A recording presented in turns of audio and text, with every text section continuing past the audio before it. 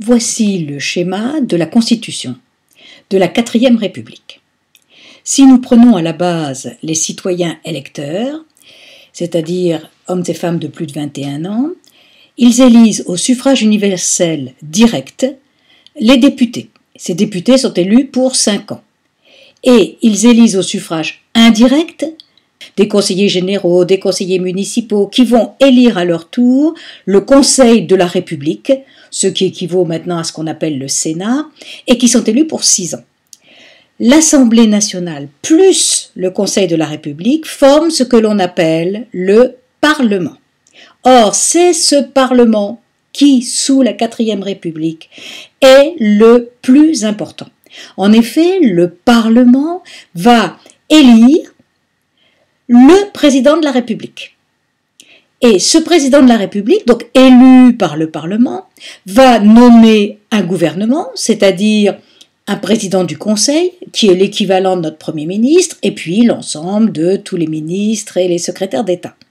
Or, lorsque ce gouvernement est formé, et là encore, on va voir l'importance du Parlement et surtout de l'Assemblée nationale, lorsque ce gouvernement vient d'être formé, il faut qu'il aille se présenter devant l'Assemblée nationale, et si celle-ci veut bien, elle l'investit, c'est-à-dire elle lui donne sa confiance.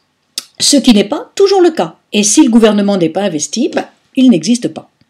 Ensuite, l'Assemblée nationale peut à tout moment renverser le gouvernement, ce qu'elle ne s'est pas privée de faire, puisque, en fait, en 12 ans, il y a eu 22 gouvernements qui ont été renversés. Donc vous voyez, chaque gouvernement dure en moyenne 6 mois, et quelquefois nettement moins.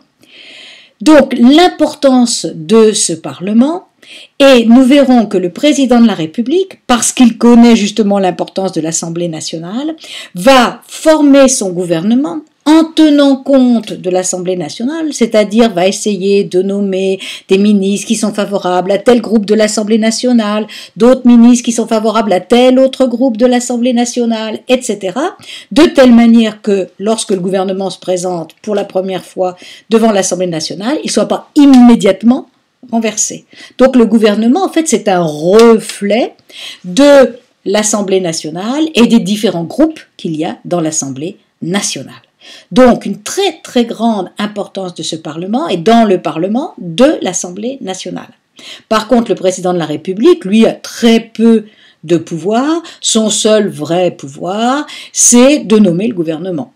En dehors de cela, il est juste là pour représenter l'État, comme la reine d'Angleterre par exemple.